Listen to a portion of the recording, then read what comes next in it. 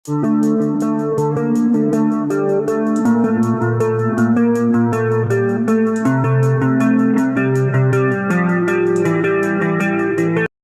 saya tahu persis. Kenapa? Bapak saya itulah si sang proklamator. Kalau ndak gitu, kalian udah jadi masuk penjara lagi. Orang yang pro Megawati itu begitu mendewakan Soekarno, seakan-akan Indonesia itu dimulai dari Bung Karno, sampai ada HAM Soekarnoisme.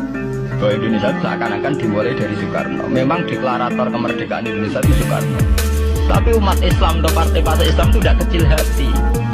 Karena embrio yang bernama Indonesia itu dari tahun 1908, sebelum ada partai nasionalis yang berani melawan kolonialisme Belanda, adalah partai-partai Islam. Sehingga kebangkitan Indonesia dimulai 1908.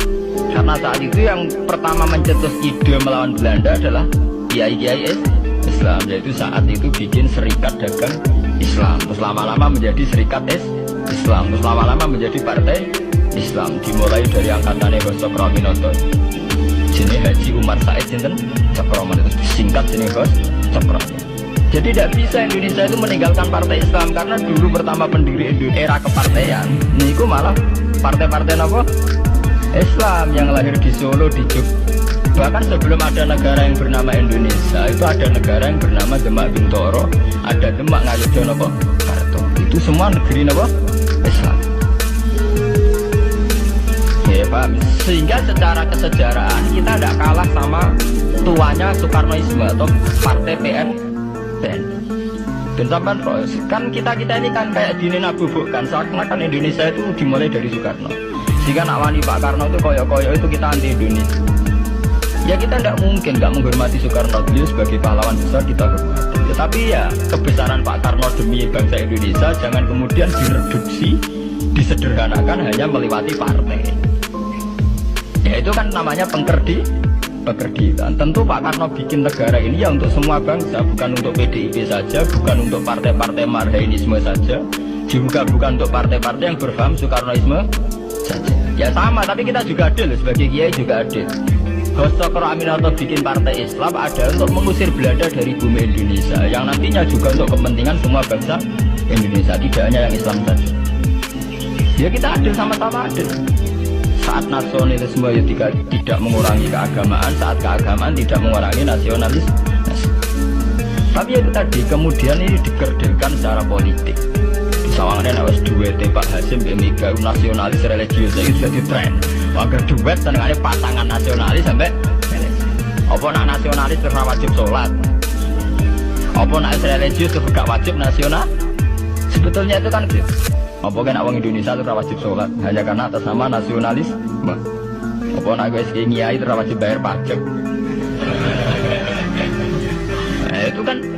Itu kan pengkerdilan, proses pembohongan ya. Pembohongan secara publik. Itu dibodoh, sedurunge bodoh ya kan. Itu kan repot.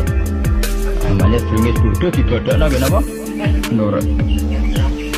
Makanya kalau seneng ya, kayak kemarin hari kebangkitan nasional itu seneng kalau diungkap terus di TV bahwa kebangkitan Indonesia dimulai dari 1900.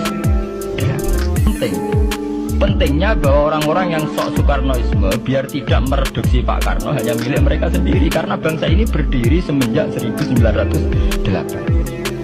Dimulai dari gerakan Budi Utomo sampai Bos Cokroaminoto sampai macam-macam ya, serikat-serikat Islam. Tapi ini terungkap usah tukaran. Jadi sebetulnya Presiden Gus Dur jadi presiden biasa karena Basim Asari berjuang sebelum tahun 45. Megawati biasa ya karena beliau berjuang lewat bapaknya, ya sama semuanya sah. Pak SBY juga sah karena keluarga militer. Apa mana ini mantu nih Sarwaedi sing raro kok perjuangannya mertua nih. Gak bisa adol bapak ya adol mertua nih pokoknya yang dikena didol pokoknya. Tapi artinya sama, kita secara sejarah itu sama. Kita sebagai santri juga tidak kalah sejarah, karena berdirinya nasional dan lewat para kiai itu takono sejarawan manapun. Kayak profesor siapa di UI, siapa saja profesor-profesor sejarah bilang bahwa awal kebangkitan Indonesia itu dari partai-partai Islam. Bahkan versi orang nasionalis sekalipun tuh bilang karena Islam adalah satu agama yang paling sensitif terhadap penjajahan. Karena Islam melahirkan satu paham jihad, bahwa ketika ada kolonial Belanda, wong Islam terinspirasi harus jihad, sehingga lahir partai-partai Islam. Dulu yang dilawan itu perdagangan. Ini kalau cerita sejarah, santri-santri sadar. Jadi santri salaf dengan model sekarang sing raro duit, raro dagang itu sebetulnya mengkhianati pendiri santri. Lu buat ini kalau sih nggak seneng dagang, nggak seneng mergawe itu mengkhianati pendiri pesantren. Sampai lihat sejarah tahun 1908 itu namanya tidak SI, tidak Serikat Islam, tapi Serikat Dagang Islam.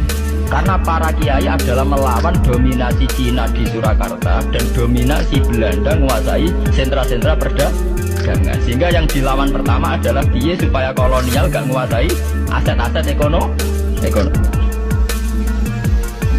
Sama takono sejarah cek versi kiai, cek versi buku, asal gak versi klenik. Itu pertama yang dilawan para ulama adalah penguasaan aset ekonomi oleh Cina dan